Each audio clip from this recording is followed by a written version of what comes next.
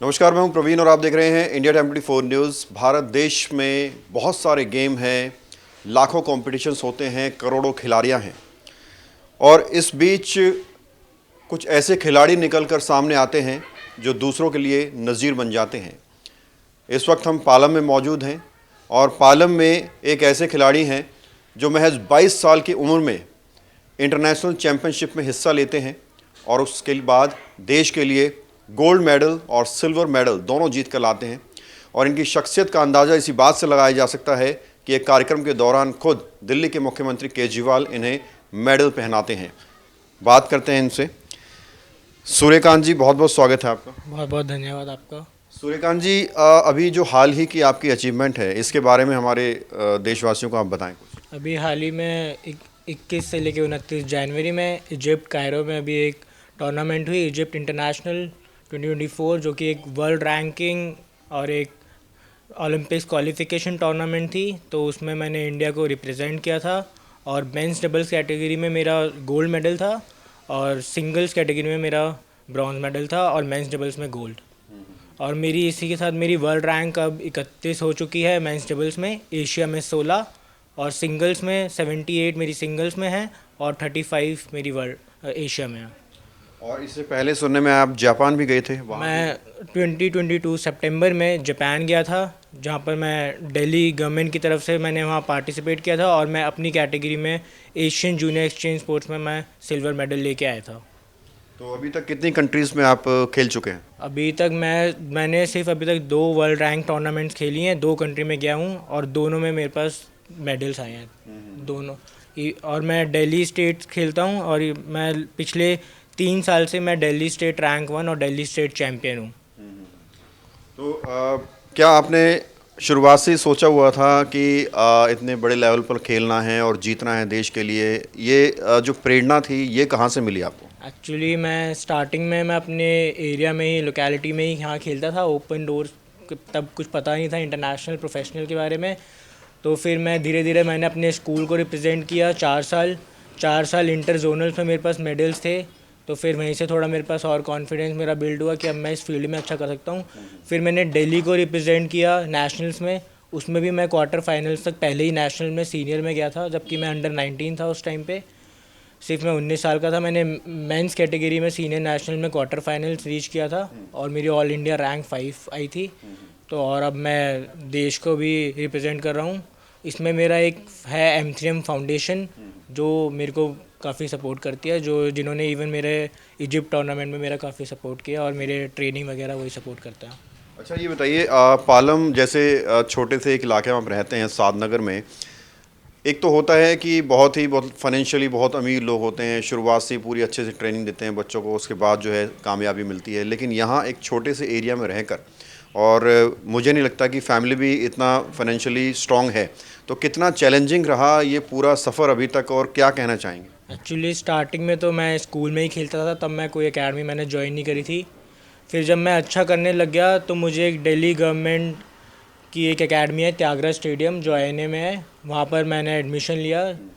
तो वहाँ पर फिर वहाँ से मैंने खेलना स्टार्ट किया प्रोफेशनली। इंडोर्स मैंने सबसे पहले वहीं खेलना स्टार्ट किया था त्यागराज स्टेडियम में। तो फिर चैलेंजिंग तो था, बट फिर थोड़ा मैनेज करा। फिर जब मेरे अचीवमेंट्स आए तो मेरे को फिर थोड़े स्पॉन्सर्स मिलना स्टार्ट हुए, जिन्होंने अब मेरे को सपोर्ट करना स्टार्ट किया है। फैमिली का कितना सपोर्ट है? फैमिली का तो बहुत ज़्यादा सपोर्ट रहा है। लाइक पढ़ाई मैंने छोड़ रखी थी थोड़े टाइम के लिए, क्योंकि प्रैक्टिस इतनी होती थी। तो लाइक कभी मेरे पे कोई प्रेशर नहीं आया कि आप पढ़ाई करो, ये मत करो। तो फैमिली का तो हमेशा सबसे ज़्यादा सपोर्ट उनका ही रहा है। आजकल के जो नौजवान हैं, जो बच्चे हैं, वो नशे की लत में पड़ रहे हैं, जो है गलत कार्यों में संलिग्ध हैं, लेकिन आपको देखकर क्या कुछ उन्हें सीखना चाहिए और क्या मैसेज देना चाहेंगे जो आज के युवा हैं उनको?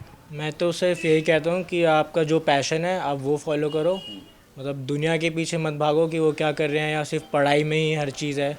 जो आपके मतलब मन में है कि आपको हाँ करना है कुछ ज़िंदगी में, जो आपने सोच रखा है किसी भी फील्ड में हो, चाहे स्पोर्ट्स हो, आर्ट्स हो, या पेंटिंग, ड्राइंग, कुछ भी हो, लेकिन अगर आपको लगता है कि आप उसमें कुछ कर सकते हो तो आपको हमेशा एक ट्राई देना चाहिए। और नशे वशे से तो हमेशा आप इन सब से दूर ही रहिए, तो ही ज़्यादा अच्छा है।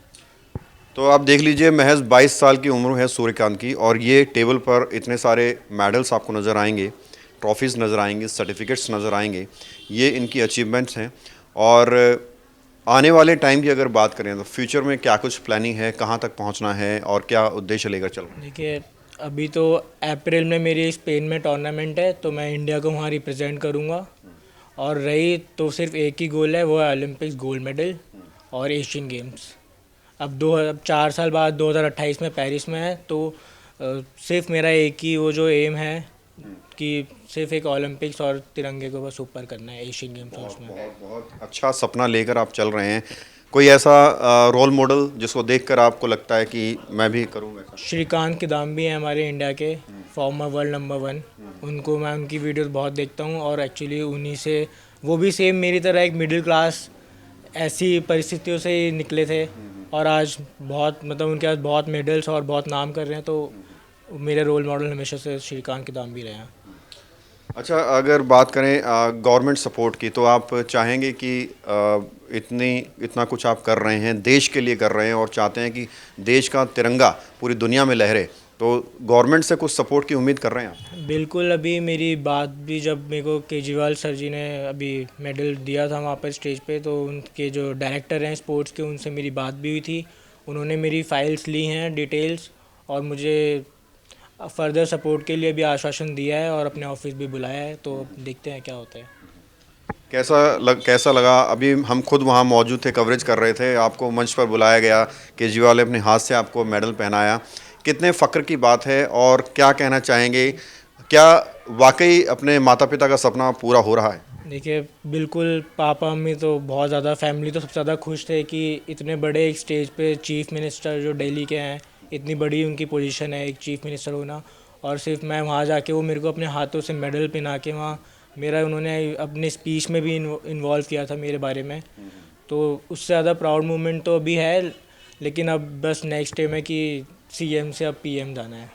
बिल्कुल, सीएम ने मेडल पहनाया, अब तैयारी है कि पीएम मेडल पहनाए।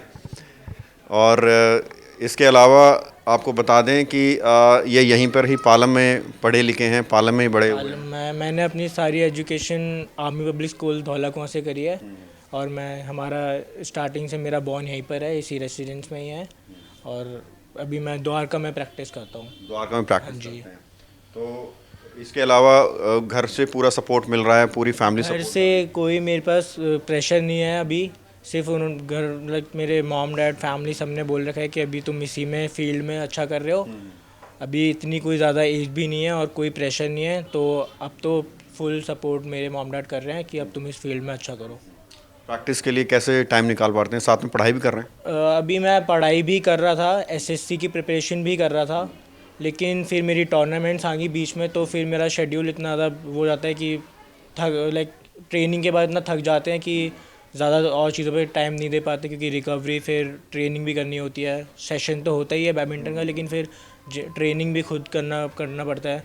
तो फिर अभी मैंने, जब तक मेरी ये टूर्नामेंट्स, अभी तक मैंने पढ़ रहा हूँ मैं, लेकिन प्रोफेशनली अभी मैं नहीं कर रहा हूँ। अभी प्रोफेशनली मैं पूरा बैडमिंटन को ही दे रहा हूँ। क्लास में अभी मैं 3rd ईयर, मैं दिल्ली यूनिवर्सिटी से ही, मेरा स्पोर्ट्स कोटा से ही दिल्ली यूनिवर्सिटी में एडमिशन हुआ था। मैंने बैचलर्स इन कंप्यूटर साइंस की है दिल्ली यूनिवर्सिटी दीनदयाल उपाध्याय कॉलेज से, वो मेरे पिछले साल ही कंप्लीट हो गई है। तो अब बस मैं थोड़ा अपना पूरा करियर, अभी जो है मेरा ध्यान सिर्फ मेरे बैडमिंटन पे है। ओलंपिक वगैरह की भी तैयारी? बिल्कुल। अभी सबसे मेन अभी मेरा एशियन गेम्स है 2026 में, और ओलंपिक्स है 2028 में। पूरी अभी प्रिपरेशन जो मेरी तैयारी चल रही है उसी की चल रही है, लेकिन अभी मैंने थोड़े अपने छोटे छोटे गोल सेट कर रखे हैं। इंटरनेशनल पहले स्पेन, फिर मैं देखो मलेशिया में भी जाऊंगा, और बहरीन भी टूर्नामेंट है, तो मोस्ट प्रोबेबली मैं उसमें पार्टिसिपेट करूंगा। तो ऐसे ऐसे हर 2 महीने 3 इंटरवल पे मैं एक टूर्नामेंट मैंने सेट कर रखी है, और अपनी परफॉर्मेंस इवेल्युएट करूंगा कि अभी मेरे को कहाँ कहाँ और काम करना है, कहाँ कहाँ मैं वीक हूँ। सूर्यकांत जी, अगर आने वाले 5 वर्षों की बात करें तो क्या कुछ टारगेट आपने सेट किए हुए हैं? 5 वर्षों के अंदर क्या कुछ और करना है? सबसे पहले तो है 5 वर्ष के अंदर जो एशियन गेम्स हैं, वर्ल्ड चैम्पियनशिप है, और हमारे ओलंपिक्स हैं। तो सबसे पहले मेरी 2026 में जो वर्ल्ड चैम्पियनशिप है उसमें गोल्ड रहेगा, फिर एशियन गेम्स में, फिर अल्टीमेट गोल जो ओलंपिक्स का गोल्ड मेडल। एक लास्ट क्वेश्चन, जो लोग, जो युवा हैं, जो खिलाड़ी हैं, जो शुरुआत करते हैं, वो अगर हार जाते हैं तो हार मान लेते हैं। ज़िंदगी से भी कई बार देखा गया है कि हार मान लेते हैं और सुसाइड तक की नौबत आ जाती है। उन लोगों को आप क्या कहना चाहेंगे जो हारने के बाद ज़िंदगी से भी हार मान लेते हैं? देखिए, मेरा तो यही मानना है कि हमेशा आपको अपनी मेहनत पे हमेशा डटे रहना चाहिए। अगर आपको लगता है कि आप किसी फील्ड में गुड हो, मैं भी इससे पहले कई टूर्नामेंट्स हारा हूँ, बहुत मैचेस हारा हूँ, बहुत लीड्स के साथ भी मैचेस सेट्स हारा हूँ।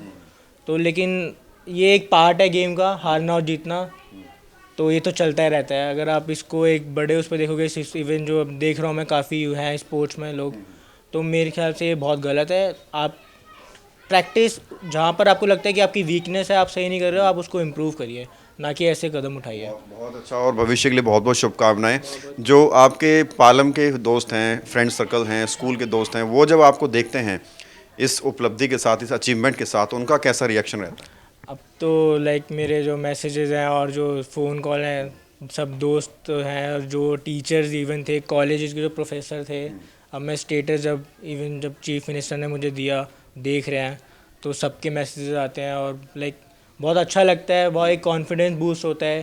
फैमिली मेम्बर्स हैं जो रह रहे हैं बाहर, रिलेटिव्स हैं, उनके भी कॉल्स मैसेजेस आते रहते हैं कि और क्या चल, तो एक कॉन्फिडेंस जो बूस्ट करता है ना, यही सब है कि दोस्त भी अब ज़्यादा मिलने लग गए हैं, और ठीक है। तो बहुत काम हेल्प करता है ये। ज़िंदगी में ऐसा कुछ हुआ हो जिससे कुछ सीखा हो आपने? कोई एक बहुत बड़ी ठोकर लगी हो और उससे लगा हो कि हाँ, अब तो बस उठना है और चलना है? अभी मैं अक्टूबर में मेरी एक टूर्नामेंट थी, ऑस्ट्रेलियन ओपन, जिसमें मैं सब बुकिंग्स अपनी करा चुका था, लेकिन कुछ रीजंस की वजह से मेरा 2 बार वीज़ा रिजेक्ट हो गया था। तो उसके बाद थोड़ा काफ़ी लॉस भी हुआ था, अराउंड 1.5-2 लाख रुपए मेरे चले गए थे उसमें। मेरी सब बुकिंग्स ऑलरेडी हो चुकी थी, लेकिन एम्बेसी ने वीज़ा कैंसिल हो गया था, रिजेक्ट कर दिया था। तो फिर उस टाइम थोड़ा बहुत लगा था, बट मैंने कहा नहीं, मुझे पता था कि मैं बहुत अच्छा कर सकता हूँ, तो फिर मैंने अगली टूर्नामेंट का जनवरी में वेट किया और मेडल 2-2 मेडल भी लेके आया। चलिए, बहुत बहुत शुक्रिया। एक आखिरी सवाल मैं करना चाहूँगा। अभी हाल ही में आपने सुना था जो हमारे रेसलर्स हैं वो धरने पर बैठ गए थे, और जिस तरह की इंडिया की अगर बात करें, जिस तरह की घटनाएं सामने आती हैं, रेसलर्स महीनों तक जो है धरने पर बैठे रहते हैं और वो कहते हैं कि जो हमारे अध्यक्ष हैं उन्होंने हमारा यौन उत्पीड़न किया है, ये हुआ है, वो हुआ है। ये जो पूरा घटनाक्रम है, इसको आप कैसे देखते हैं? क्या आपको लगता है कि खिलाड़ियों के लिए एक बड़ी बाधा ये हो सकती है, या फिर ये सिर्फ एक राजनीति है? देखिए, फेडरेशन तो एक बहुत इम्पॉर्टेंट रोल प्ले करती है, चाहे वो कोई भी स्पोर्ट हो। अगर एथलीट्स बैठे हैं, हो सकता है कुछ गलतियां फेडरेशन की तरफ से भी हो सकती हैं, या कुछ एथलीट्स आते हैं उनके मन का ना हो रहा हो, लेकिन ये तो है कि फेडरेशन एक बहुत इम्पॉर्टेंट रोल करती है, इवन एंट्रीज़ में, सपोर्ट में, हर चीज़ में। लेकिन अब जब तक कुछ यही कह सकते हैं कि सच सामने नहीं आता या क्या सच्चाई थी, क्योंकि अगर एथलीट्स कुछ मांग कर रहे हैं तो मुझे लगता है फेडरेशन को हमेशा उस पर थोड़ा तो पॉइंट करना चाहिए कि वो एथलीट्स क्या मांग रहे हैं और हम क्या दे सकते हैं। तो ऑफ कोर्स एथलीट्स अगर कुछ गलत हो रहा होगा तो फेडरेशन का तो इम्पोर्टेंट रोल है ही। बहुत फक्र महसूस होता है और बहुत मतलब हम बहुत सब लोग सपोर्ट भी करते हैं, और इसकी दीदी भाई सब हम लोग चाहते हैं कि ये बहुत ऊपर तक जाए, और हम बहुत खुश होते हैं क्योंकि शुरू से बचपन से मतलब एक छोटे से वहाँ से स्टार्ट किया था खेलना बच्चों के साथ, फिर स्कूल में इसको अच्छा लगा, स्कूल से फिर आगे बढ़ते गए और यहाँ तक पहुँचा है, तो हम लोग बहुत खुश रहते हैं और सपोर्ट भी करते हैं बहुत। बच्चा छोटे से ही खेल रहा है ये गेम, लेकिन ये इतना भरोसा ऐसे नहीं था, विश्वास था कि इतना तक ये हम लोग आगे ले जा पाएंगे। लेकिन जब इसको सक्सेस होता गया, जैसे जैसे हम लोग सपोर्ट करते गए और सक्सेस हुआ, तो अभी प्राउड फीलिंग हो रही है कि जो कर रहा है बच्चा उसका साथ दे रहे हैं और अच्छी तरह से आगे बढ़ रहा है, और आशा करते हैं कि और आगे भी देंगे और जहाँ तक ये जा सकता है वहाँ तक जाए। ये मेरे बड़े भाई हैं सूर्यकांत यादव, और यहाँ दिल्ली में अच्छा नेशनल गेम में भी अच्छा करते हैं, और अभी इंटरनेशनल गेम खेलने गए थे, वहाँ भी गोल्ड जीत के लाए हैं। और दिल्ली के सीएम केजरीवाल जी ने मेडल से सम्मानित किया है, और हमें खुशी होती है कि ये जब जीत के लाते हैं। हम कैलाशपुरी मैन में रहते हैं और पालम क्षेत्र में रहते हैं।